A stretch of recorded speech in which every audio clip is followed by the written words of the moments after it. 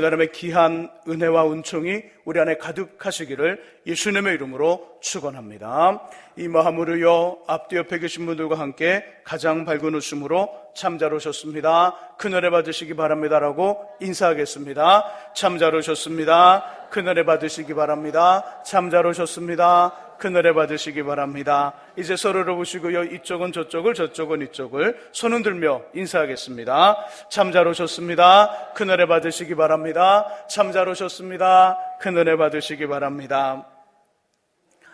지금은 교회 절기상 대림절을 지내고 있습니다. 대림절이란 준비하는 기간이지요. 예수 그리스도 이 땅에 오심 탄생과 다시 오시는 재림을 준비하는 기간을 대림절이라 이렇게 표현합니다. 그래서 오늘부터 4주간 두 가지 주제인 탄생과 재림에 대한 이야기를 함께 나누려 합니다. 이 말씀을 통하여 주님의 탄생이라는 현재의 시간에서 재림이라는 미래를 준비하며 살아가는 믿음의 지혜, 또 신앙의 지혜가 우리 안에 충만하여지기를 예수님의 이름으로 축복합니다. 함께 본문은요, 하나님이신 예수께서 이 땅에 우리처럼 사람으로 오신 것을 이야기합니다. 우리 18절을 함께 읽어봅니다. 읽으시면서 예수님의 어머니와 아버지를 찾아보시기 바랍니다. 18절 읽습니다. 예수 그리스도의 나심은 이러하니라. 그의 어머니 마리아가 요셉과 약혼하고 동거하기 전에 성령으로 잉태된 것이 나타났더니. 아멘. 예수의 어머니는 누굴까요? 마리아지요. 그의 아버지는 요셉입니다. 이 둘이 약혼하고 동거하기 전에 마리아가 아이를 가졌습니다. 유대인들은 결혼을 할 때 3번의 단계를 거쳐요. 약혼, 정혼, 결혼. 약혼은 아이들이 어릴 때 부모님들 간의 약속이에요.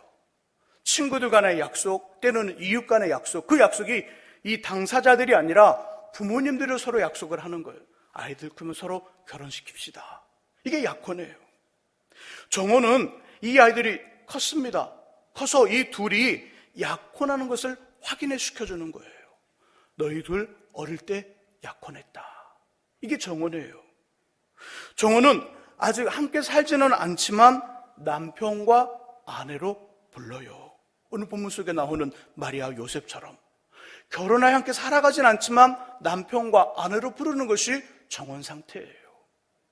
정혼을 한 후 약 1년이 지나면 둘은 결혼을 합니다. 이제 한 집에서 우리나라 부부처럼 함께 살아가요. 요셉과 마리아 둘은 정혼 상태라 함께 살지 않는데 그만 마리아가 임신을 했어요. 요셉 이 사실을 알고 오늘 본문의 말씀처럼 가만히 끊고자 합니다. 둘의 관계를 정리하려는 거예요. 둘의 관계를 정리하려는데 주님의 사자가 요셉의 꿈에 나타나 이런 말씀을 하시지요. 마리아의 임신은 일반적인 것이 아니라 성령으로 잉태되었다. 성령으로 잉태되었다. 18절과 20절의 끝부분에 표현하니까 그에게 마리아에게 잉태된 자는 성령으로 된 것이라. 성령으로 잉태됐다는 의미는 다른 것이 아닙니다. 보통 사람들처럼 아담의 후손이 아니라는 거예요. 아담의 후손이 아니다. 곧 아담의 후손이란 아버지를 통해 임신되어 아담의 죄를 가지고 태어나는 우리 원죄라는 말을 들어봤을 거예요. 원죄를 품고 태어나는 저와 여러분들을 곧 아담의 후손, 남자의 후손이라고 말해요. 반면에 성령으로 잉태됐다는 표현은 그 임신의 원인이 아버지인, 죄인인 아버지가 아니라 죄가 없는 하나님, 성령 하나님으로 아이를 가지게 되었으며 이런 경우를 여자의 후손, 죄 없는 여자의 후손이라고 말합니다. 여자의 후손은 이 땅에 또 이 세상에 몇 명 정도 계실까요? 몇 명? 없어요? 예수님 계시잖아요. 예수님 빼고는 없어요. 예수님 빼고는 다 남자의 후손이에요. 죄를 품고 태어난다는 거예요. 그래서 혹시 어느 이단이 우리를 유혹할 때 물어보세요. 당신들의 교주의 아버지는 누구냐고. 그래서 아버지 이야기를 하잖아요. 정말 이 사람은 이단이에요. 왜요? 남자의 후손이잖아요. 여자의 후손은 단 한 분 예수밖에 없어요. 예수 그리스도를 여자의 후손이라고 이야기하는 것은 신약의 마태복음 여기가 처음이 아니에요. 여자의 후손이란 말은 구약성경 창세기 3장 15절에서 이 말이 처음 나옵니다. 내가 너로 여자와 원수가 되게 하고 내 후손도 여자의 후손과 원수가 되게 하리니 여자의 후손은 내 머리를 상하게 할 것이요 너는 그의 발꿈치를 상하게 할 것이라. 여자의 후손이란 말은 창세기 3장 15절에 시작됩니다. 창세기 3장 15절에 시작된 이 여자의 후손이란 말은 몇 천 년이 지난 다음 마태복음 1장에서 드디어 그 말씀이 이루어졌어요. 하나님의 약속 때문에 예수께서 우리에게 오신 거예요. 그것도 하나님이시면서 완전한 사람으로, 하나님이시면서 완전한 사람으로 이 약속, 여자의 후손을 주시겠다는 약속 때문에 우리에게 오신 거라는 거지요. 그런데 이것이 은혜예요. 은혜. 여자의 후손을 우리에게 보내시겠다는 약속의 시작이 은혜입니다. 은혜로 약속이 시작되었어요. 약속이 이랬던 창세기 3장 15절에 나온 배경은, 그 약속에 나온 배경은 긍정적인 상황이 아니라 부정적인 상황이었어요. 아담과 하와가 하나님 말씀을 불순종했을 때 이 약속이 주어진 거예요. 동산에 있는 모든 실과는 내 임의대로 먹되 그 선악을 알게 하는 나무 열매는 먹지 말라. 먹으면 반드시 죽을 것이라. 이 말씀을 주셨는데 아담과 하와가 그만 그 선악과를 따먹어 버렸습니다. 하나님 말씀을 순종하지 않고 선악과를 따먹었을 때 하나님은 아담과 하와 그리고 누구를 불렀을까요? 이 둘을 유혹했던 뱀을 불렀어요. 그리고 불러진 이 세 존재에게 하나님이 말씀을 순종하지 않은 책임을 묻습니다. 책임을 묻되 아담은 어떻게 하라고요? 평생 뭐 흘리며 살아라? 땀을 흘리며 살아라. 남자는 평생 땀을 흘리며 일하다가 살 것이다. 여자는 어떤 수고를 더했을까요? 해산의 수고. 해산의 수고가 있었으나 해산의 수고를 더했어요. 그리고 둘은 반드시 죽어 흙으로 돌아가리라. 뱀은요? 뱀은 평생 배로 기어다니면서 흙을 먹을 것이라.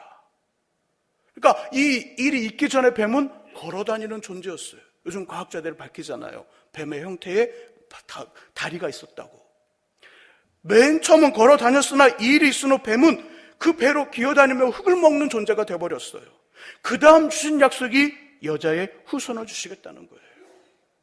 그러니까 이 약속이 은혜로 시작됐다는 말은 아담과 하와가 죄의 말씀을 잘 순종하고 잘 지키고 정말 멋지게 살아갈 때, 야, 내가 너희에게 여자의 후손을 줄게, 이렇게 약속한 것이 아니라 아담과 하와가 범죄할 때, 범죄하여 하나님 앞에 벌을 받을 때 그 약속이 주어졌다는 거예요. 그러니까 약속의 시작이 은혜예요. 약속의 시작이 은혜입니다. 또한 약속의 진행이 은혜이지요. 약속의 진행. 본문은 마태복음 1장과 2장은요, 이 땅에 오신 예수님의 정보를 몇 가지 제공해요. 첫 번째 정보, 어머니에 대한 정보. 그 이름이 뭐라고요? 마리아. 아기 예수를 잉태했을 때 그녀의 상황은 남자를 낳지 못하는 처녀였어요. 곧 주님은 처녀를 통해 태어났습니다. 그런데 이 이야기가 본문으로부터 약 700년 전 구약 성경의 선지자 이사야를 통해 예언되어졌어요. 말씀되어졌다는 거예요. 이사야 7장 14절 앞부분 이렇게 표현합니다. 그러므로 주께서 친히 징조로 너희에게 주실 것이라. 보라, 처녀가 잉태하여 아들을 낳을 것이요. 처녀가 잉태하여 아들을 낳을 것이요. 예수님 태어나기 700년 전에 이 말이 예언되어졌어요. 창세기 말씀이 지금 이사야서를 통해서 다시 한번 확인되어주는 겁니다. 다시 새로운 정보를 주시는 거 하나님이. 두 번째 정보는 예수님이 태어날 장소. 2장 1절에 보니까 예수님 태어날 장소가 어딜까요? 보세요, 빨리 성경을. 2장 6절에 예수님 태어날 장소는 발음 잘 하셔야 돼요. 베둘레헴이 아니라 베들레헴. 떡집이라는 뜻을 가지고 있는 베들레헴에서 태어나셔요. 이거 구약 성경에 나올까 안 나올까요? 나와요. 미가 5장 2절에 보면 나와요. 베들레헴 에브라다야, 너는 유다 족속 중에 작을지라도 이스라엘 다스릴 자가 내게서 내게로 나올 것이라. 그의 근본은 상고의 영혼에 있느니라. 하나님을 이야기해요. 근본은 상고의 영혼에 있느니라. 하나님을 이야기하며 이 하나님이 베들레헴 에브라다, 그 베들레헴 지역에서 태어날 것을 말씀하는 거예요. 두 번째 정보가 또 다른 선지자를 통해서 전해줬어요. 창세기 말씀, 창세기 3장 15절과 마태복음 1장 사이에 몇천 년의 시간이 지나는 이 시간 속에 선지자 이사야를 통해서 또 다른 정보가 오고, 미가서를 통해 또 다른 정보가 옵니다. 여러 군데 성경에 이야기가 나오죠. 또 오늘 본문 마태복음 1장과 2장에는 또 다른 정보, 예수님에 대한 정보가 또 하나 있어요. 예수님의 별명 뭘까요? 예수님의 별명. 갑자기 물어보니까 이게 뭐지? 예, 별명이 뭐예요? 임마누엘. 누엘. 이거 있잖아요. 애들 장난하는 거. 누엘. 임마누엘. 그 뜻은 하나님이 우리와 함께 계시다. 예수님의 별명 임마누엘이라는 이 말씀은요, 이사야 7장 14절의 끝부분에 나와요. 보라, 처녀가 잉태아들을 낳을 것이요 그 이름을 임마누엘이라 하리라. 임마누엘이라.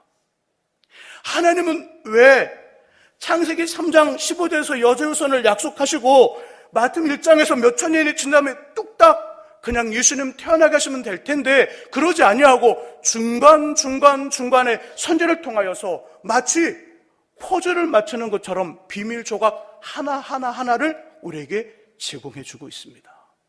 하나님 왜 그렇게 하실까요? 왜? 거기는 저와 여러분들을 위한 하나님의 작업이 있는 거예요.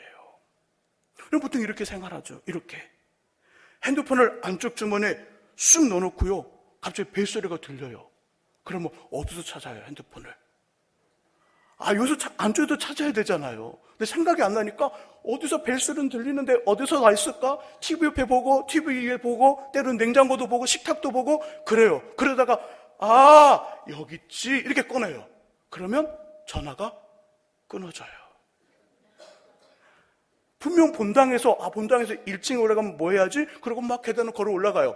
1층에 딱 올라갔는데 뭘 해야 할지 몰라요. 내가 분명히 이유가 있어서 1층에 올라왔는데 뭘 할지 몰라요. 손에 다리미를 가지고요, 옷을 데리다가 전화벨 소리가 띵띵띵 울리면 뭐 해요? 다리미에다가 여보세요 해요. 간격을 두고 여보세요. 우리 이렇게 산단 말이에요. 잘 잊어버릴까요? 잊지 않을까요? 잘 잊어버려요.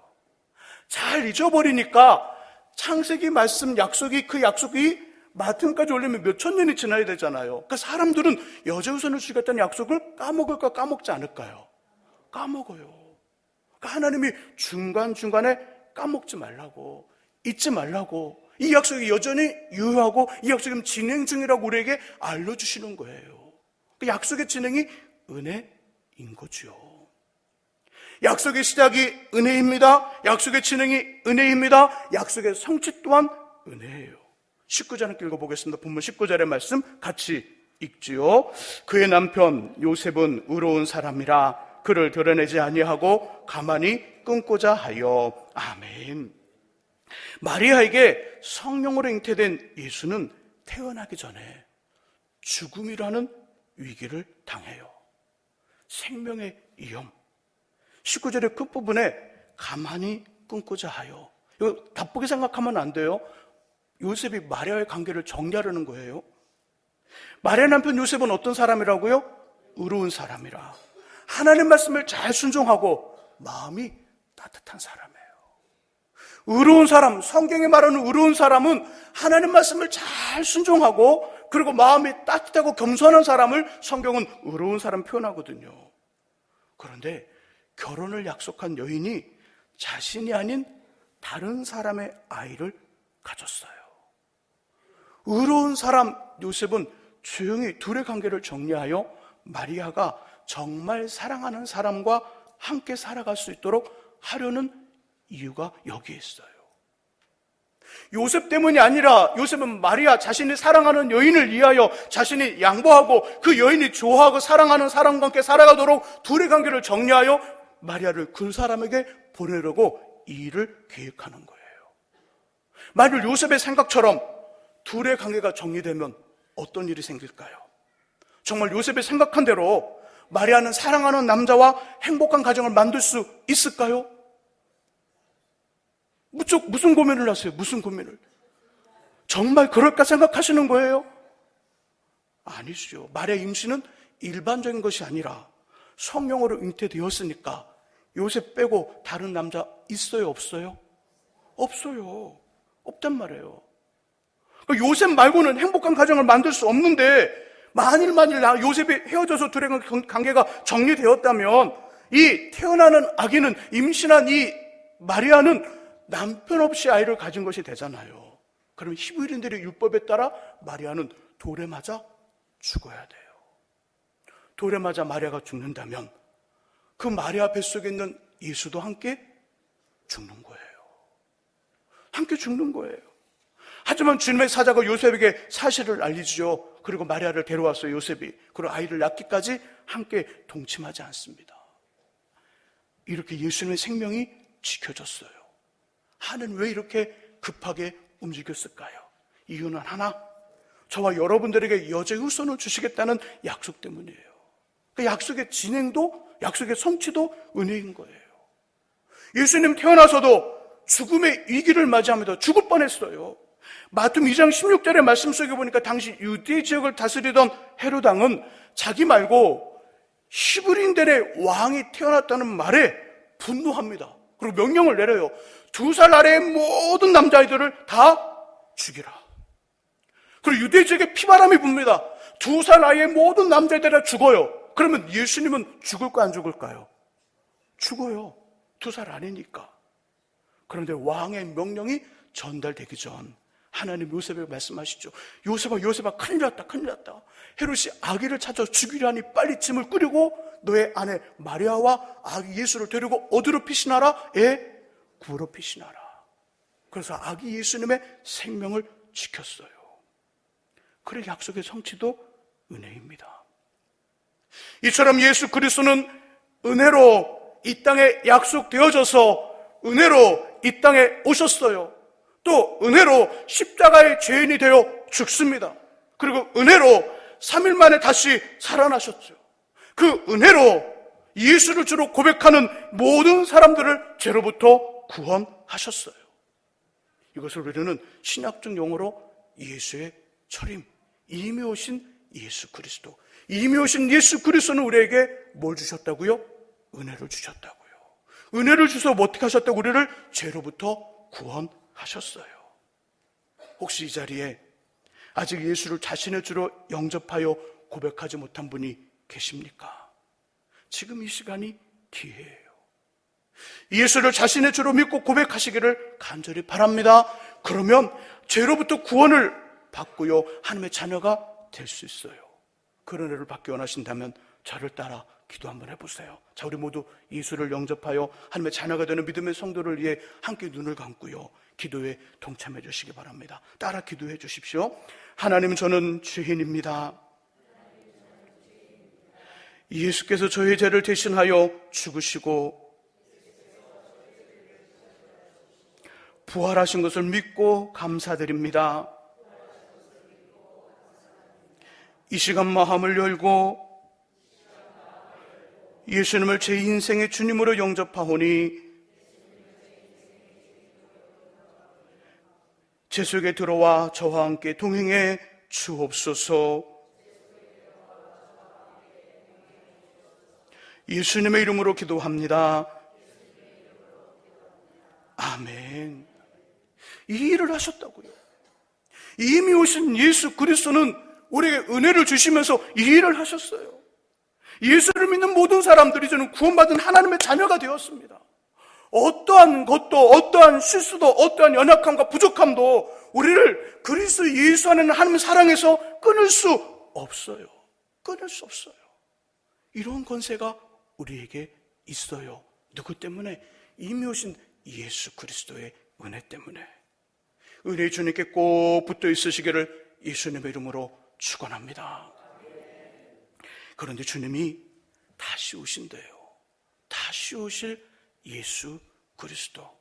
이걸 우리는 뭐라고 표현할까요? 신학적 용어로 재림이라고 표현해요. 예수 그리스도의 재림, 다시 오실 주님, 이미 오신 예수님은 우리에게 은혜로 구원이라는 선물을 주셨어요. 은혜로 오셔서 은혜로, 또 은혜로 오셔서 은혜로 주셔서 구원을 받게 하는 은혜로 구원을 주셨어요. 하지만 다시 오실 예수 그리스도 재림의 주님은 전혀 다른 모습으로 오셔요. 전혀 다른 모습으로. 우리 두 번째 본문을 찾아보겠습니다. 두 번째 본문 베드로후서 3장 1절에서 7절, 신약 386쪽에 있어요.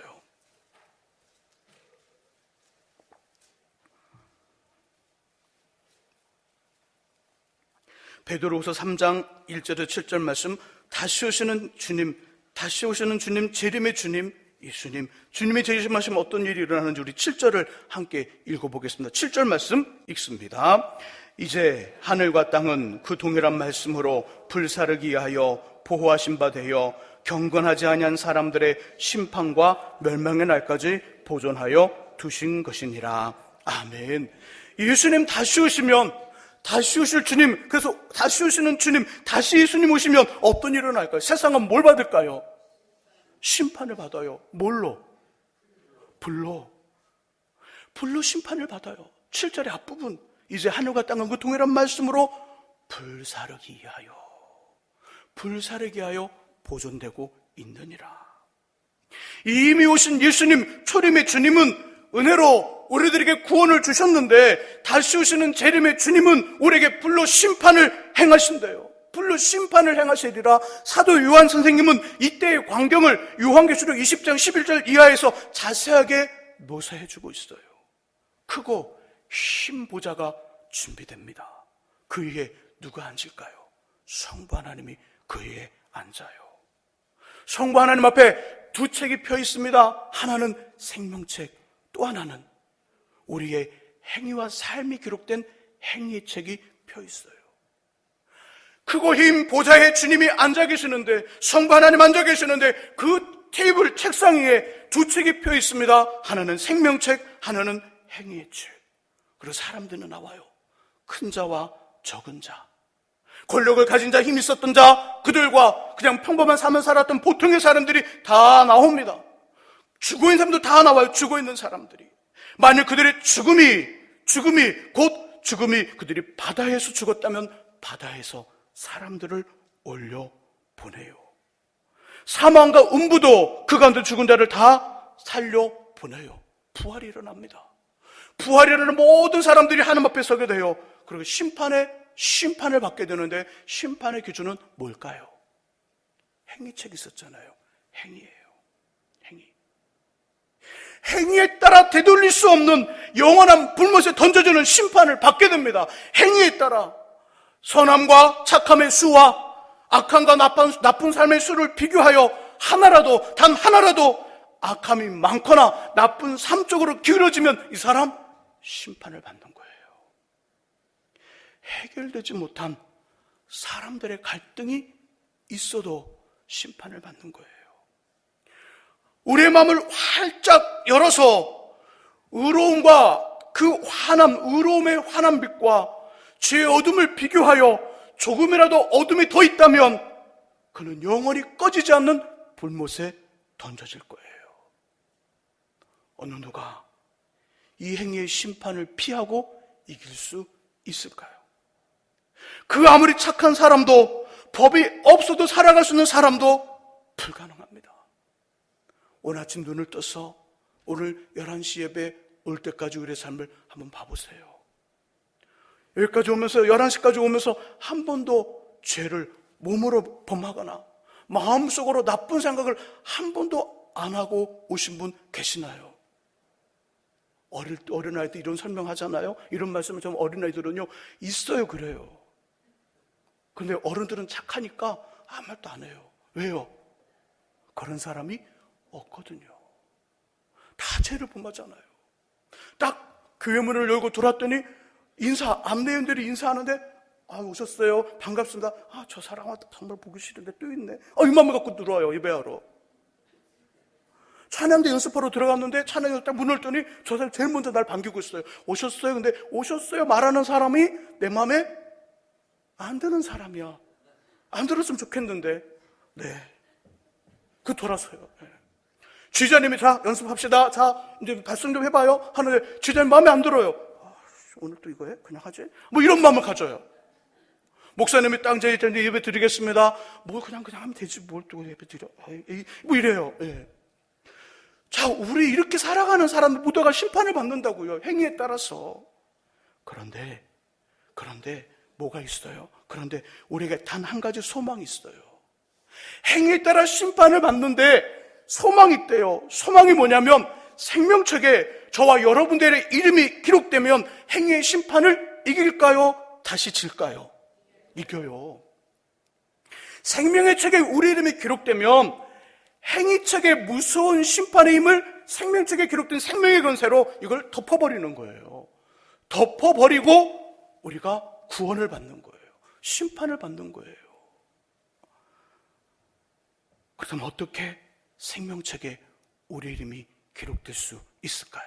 생명책에. 매우 간단하고 아주 쉬워요. 우리 방금 전에 또 믿음을 갖지 못한 영접함이 없었던 사람들을 위하여 함께 기도했잖아요. 함께 영접하는 영접 기도를 드렸잖아요.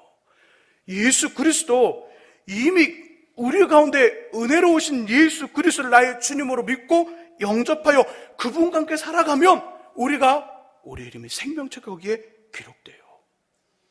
그러므로 심판의 주님으로 다시 오실 예수 그리스도는 이미 오신 예수 그리스도가 주시는 은혜의 충만함으로 진배할 수 있어요.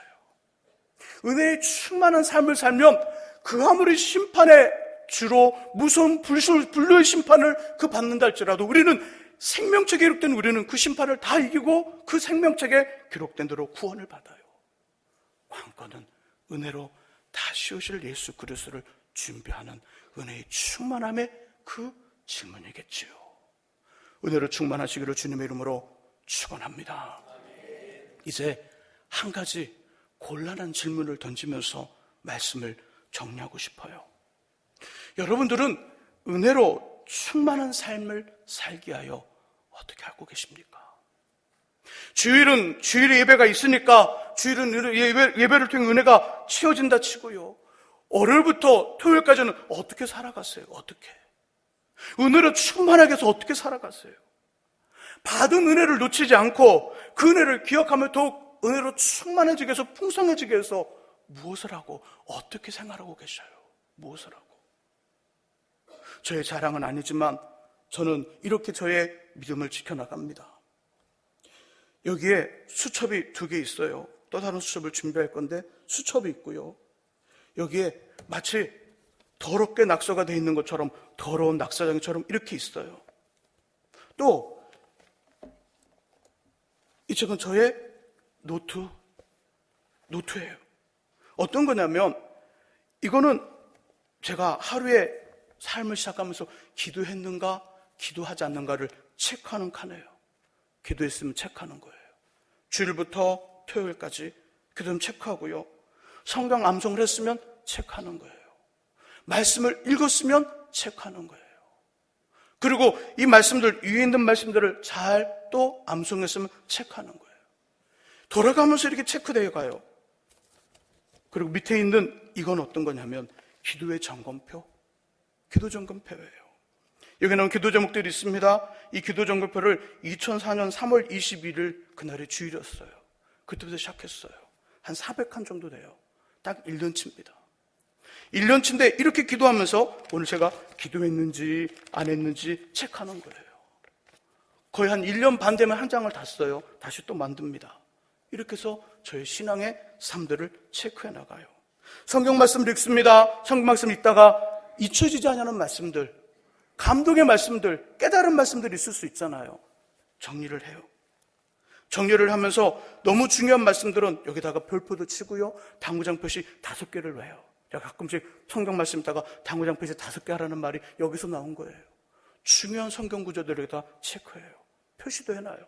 그리고 성경 말씀을 그래서 연구해서 정리해놔요. 설교 여기서 나와요. 설교는 여기서 나오는 거예요. 기도 제목을 줬습니다. 그날에 가장 급하고 가장 시급하고 가장 답답한 문제들이 있어요. 저도 사람이니까 기도 제목 적어요. 간단히 적어요. 놀라운 건 매일 새벽마다 드리는 기도보다 여기다 적혀있는 기도가 더 빠르게 응답이 되더라는 거예요. 이렇게 합니다.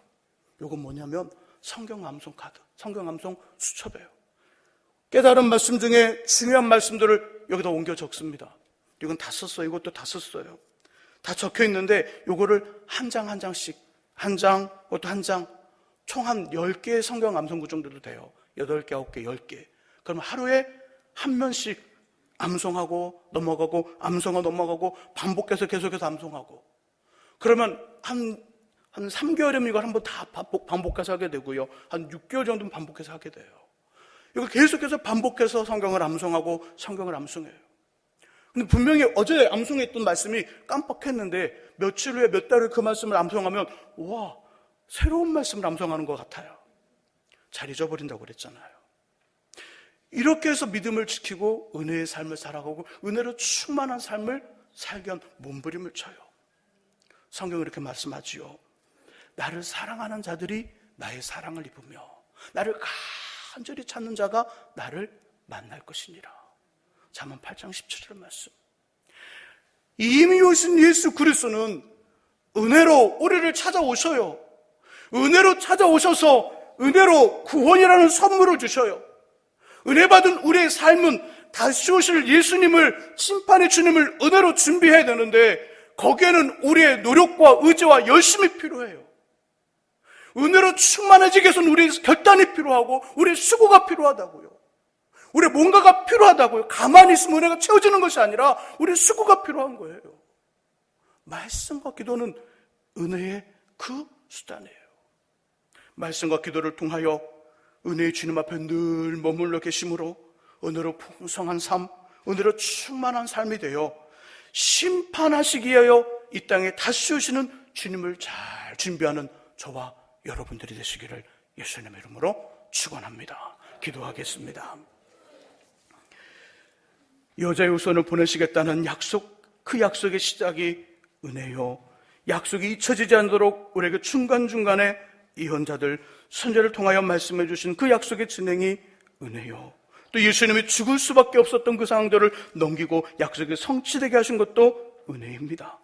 이미 오신 예수 그리스도는 은혜로 우리를 구원해 주셨고 다시 오시는 주님을 준비하며 살아가는 우리들, 은혜로 생명책에 기록된 은혜의 그 능력으로 심판을 이기고 하나님 앞에 멋진 삶을 사는 우리 되도록 우리를 도와 주옵소서. 은혜로 충만하고 공세로 풍성하게 해서 매일매일 순간마다 시간을 내게 하시고 하나님을 기억하고 말씀과 기도의 삶을 살아가는 우리 되게 하시고, 아무리 바빠도 아무리 할 일이 많아도 먼저 시간을 떼어 말씀 앞에 머물고 기도의 자리에 머무는 하나님의 구조함이 우리 안에 있도록 주님 우리를 도와 주옵소서. 예수 그리스도 이름으로 기도합니다.